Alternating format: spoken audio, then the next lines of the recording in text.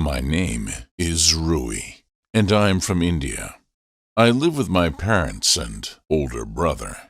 One evening, my parents went outside to shop. Since I was grown up and was not afraid of staying home alone, I convinced my brother to go for a walk. Finally, after he agreed, I locked the door from inside. After a while I was studying, I heard a bang. Now, the twist is that I live in an apartment, so either it was a break-in or something happening next door. I peeked outside my door, and my heart sank. A bearded man with an iron rod had broken my door and was trying to get inside through the gap. I thought quickly. I had been watching 1C Entertainment, and I knew what to do. I could have chosen my brother's room as it had the best lock, but I chose to stay in my room as it had some weapons. Since the man had managed to get in, I immediately locked the door, dialed the police, and grabbed a hammer, pocket knife, and compass. The police told me to hide in the room until they arrived.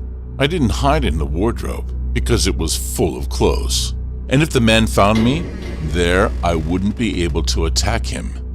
Then I called the security office man for the apartment, but he didn't answer the phone. My first thought was that he had been killed by this maniac. Now the maniac was laughing and banging on the door.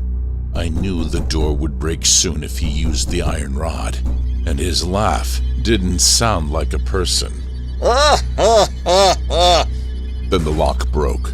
Right as he was coming inside, I didn't even give him a moment and stabbed him with the compass and smashed the hammer over his head.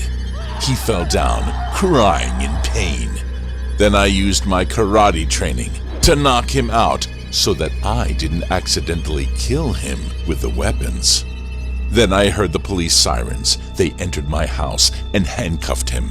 Surprisingly, after they removed his fake beard, I saw a boy my age, whom I had slapped a few days ago because he had teased me in public. He screamed, "I'm going to get you!" I later learned that the security guard was not dead. He was actually just scared because the intruder had an iron rod and let him in. That was also why he didn't pick up the phone. He was fired on the spot for not calling the police, and the boy got 8 years in prison. He had known that no one was at home except for me and had planned to kidnap me. I still think, what would have happened if I hadn't kept some weapons ready? This story happened in 2010 when I was 11 years old. I was visiting my family from Poland because at the time I lived in Norway. I was very excited to meet them again since we hadn't been in Poland for a few years. When we got there, we were greeted at the door by our family. In case you're wondering, our family lives in a usual Polish apartment. When we got inside, we got to say hello to all the family that was there, including my favorite cousin. She was 13 at the time. We talked a lot in her room while my parents ate with the others. I told her I wanted to go to the playground near the apartment and stay there for a while, because I get bored just sitting and talking. We asked our parents for permission, and they said yes, but not to be there for too long, probably because it was about 8 p.m. and would get dark soon. We agreed and went down to the playground. When we got there, it was very cold at the time because it was winter. We played there for about 20 minutes before we decided to go back to the house. Just as we were about to go back inside, I saw something hiding behind some trees. I told my cousin, and she saw it too. We stood there and just watched this thing staring at us. After about 10 seconds, the thing noticed that we were staring at it, and it came creeping closer to us. It moved very slowly towards us. Both of us were terrified and trembling, and then we saw what was the scariest thing I've ever seen in my life. It was a man with bloodshot eyes, and his right arm was gone. He looked at us without blinking, and then he flashed us the creepiest smile we had ever seen. My cousin and I just stood there, thinking that the man was probably going to hurt us. My cousin and I were frozen in fear. Suddenly the man started moving and just walked away.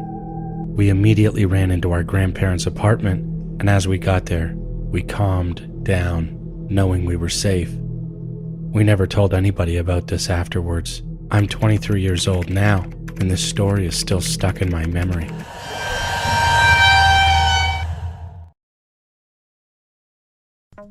My name is Vanessa and I live in the UK. I'm the oldest out of 4 children within my home, and this story is mainly about my youngest brother who was a baby at the time.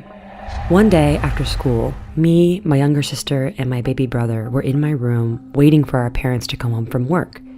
Me and my sister sat on my bed watching YouTube videos together, and my baby brother was on the floor, playing and crawling around. This was the usual, as it would only be an hour or two before one of our parents came back. As I mentioned before, my baby brother was on the bedroom floor crawling, and the walk-in closet door was open.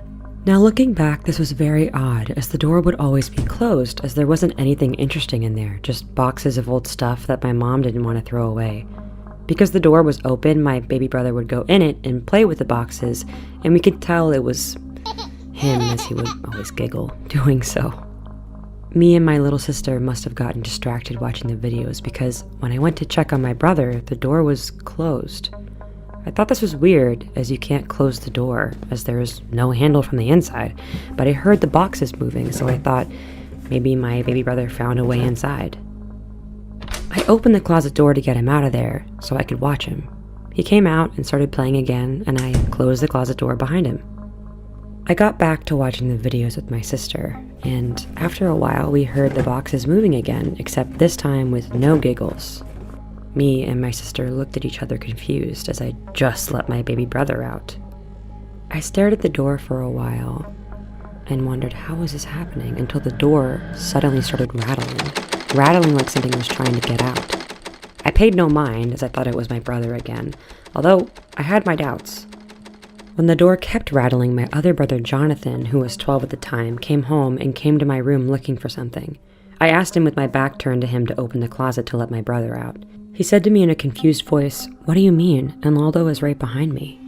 My sister and I looked at each other in shock, and we saw my baby brother crawling behind Jonathan.